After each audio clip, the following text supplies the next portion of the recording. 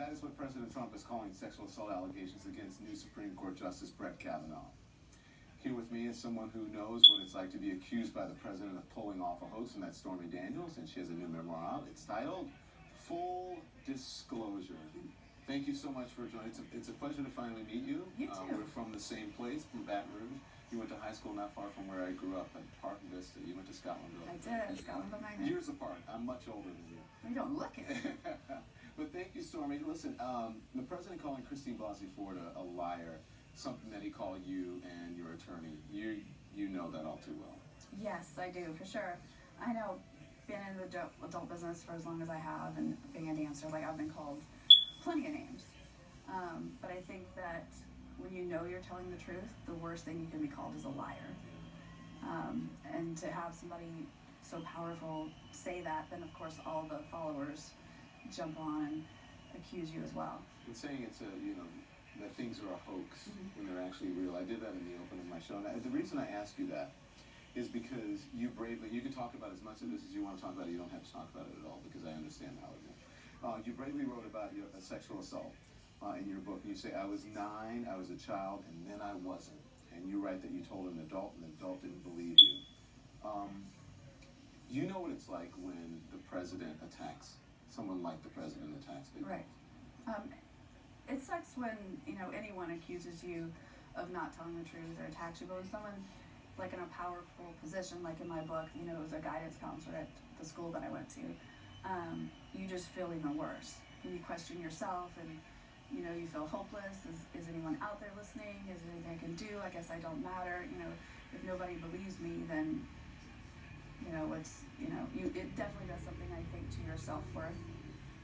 Do you think it's, since you told your story, has it been powerful? Has it been healing for other people?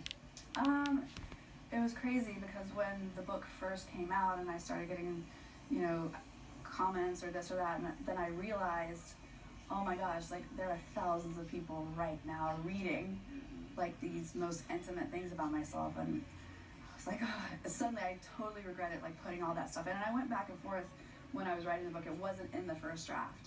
And then I felt like, you know what, it's full disclosure, I have to put everything in. So I went back and added it and struggled with it and almost pulled it out of print a couple times. And, when the day the book came out, I almost had a panic attack. I was like, oh gosh, I wish I hadn't put that in there, I wish I hadn't put that in there. Because everyone's gonna know everything and like nothing is private anymore. Especially as I was telling the people who work for me that I work in the adult industry, so I'm already pretty exposed, so it was kind of like my only thing.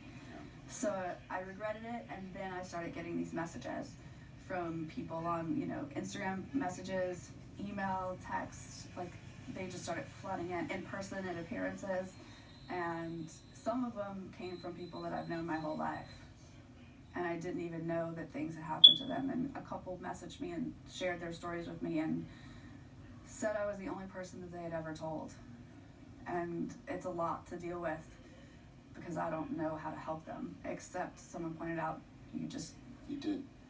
And listen, I have a similar story to yours. Our stories are very similar. It was a neighbor and a friend, and just by telling your story, just by being open about it, I think that you help. I know that people tell me that I've helped them, so I'm sure that you've helped people as well. And thank you for talking about this, because it's just because you write about it in the book, it doesn't mean you want to talk about it. So I asked you before, and I just want to make sure that you're comfortable. So thank you so much. I really appreciate that.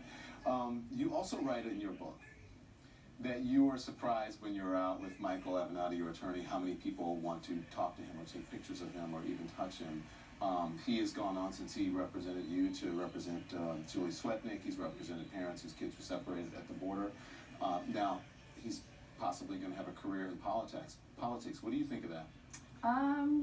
About his career in politics? Yeah.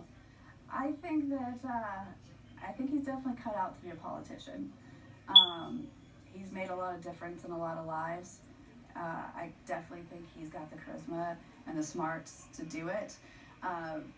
I'm not going to say if I'm going to endorse him or not, because I want to know what the other candidates are. Besides, maybe I'll run against him. Is it ever distracting? Somewhere Michael Avenatti just fainted. No.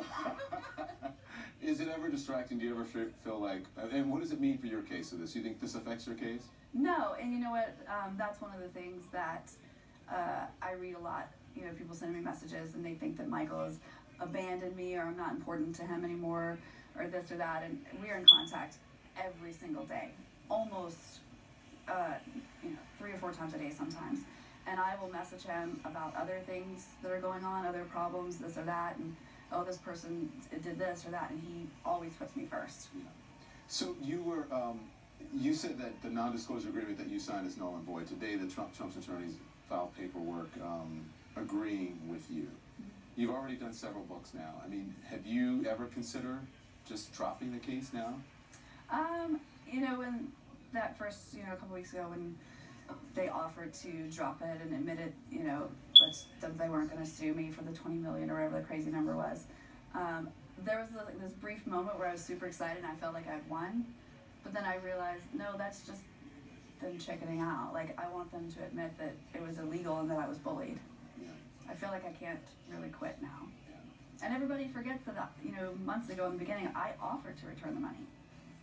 And they said they weren't interested then. Interested. Right. So why should you change course now? Right. Yeah. So you tweeted this yesterday. You said, Michael Cohen just said hi to me in the airport. I meant to take a flight to New York, but think I just landed on Mars. So what happened? We just passed each other in LaGuardia the other night, and I saw him and I was like, oh my gosh, that's Michael Cohen. And he passed within like 3 feet of me, and I was with my bodyguards and my tour manager and stuff. We were like, hi. He turned around and goes, hey guys, and smiled at us, and it was very strange. Very strange, and that was it. He looked happy and healthy though. Yeah. He looked like he had a weight off his shoulders. Yeah. So, but do you harbor any ill feelings for him? Because it doesn't sound like it from. I did, for a long time. Like, he was the one who, brokered this ridiculous deal, which isn't my issue because I wanted it. I didn't want this story to come out. Yeah. My issue with him was he's the one that went on TV and promoted a book deal and this and that and started, wanting more and more and more from me. And so I definitely think that I had a lot of ill will for him, towards him. But in the end, he kind of did the right thing. He admitted that I wasn't lying and that Trump had ordered him to do this. So in a way, I guess I forgive him. So you write in your book, it's, and I mean this the best possible way. I was surprised at how much I liked the book. I mean, it's because it's like a biography, right? Right. People underestimate you a lot, and you take them by the element of surprise, because you're actually a very smart woman, and you've done very well in the adult entertainment business as a director and as a producer. Why do you think people underestimate you so much? First, you said that you shouldn't even be here, right? You should be in Louisiana with a bunch of kids and maybe living. Right. I'll let people read the book. Right. I think that people still have the misconception that if you have blonde hair and big boobs, you must be a ditz. And a lot of people also think that because I work in adult entertainment and I'm a dancer, and that I must not be smart enough to do anything else. Right. They think that, oh, she's incapable of holding any other job. But they don't realize that, I'm a producer, writer, director. I'm responsible for millions of dollars for the company's money every year. You said you don't have many regrets, but the one that you have recently is writing about the president's private parts. Why do you regret that? I don't really regret it. I just have a couple moments where I'm like, ooh, that was kind of mean.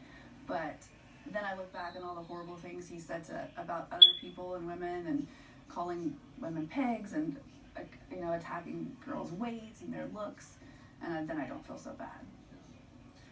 But I don't agree in general with body shaming. But I was backed into a corner. I didn't really have a choice. I'm not a liar, and that's basically the only thing I could say to prove that I'm telling the truth. You dedicate this book to your daughter. Yes. What do you want her and others to get from it? Hopefully she doesn't read it for a few years.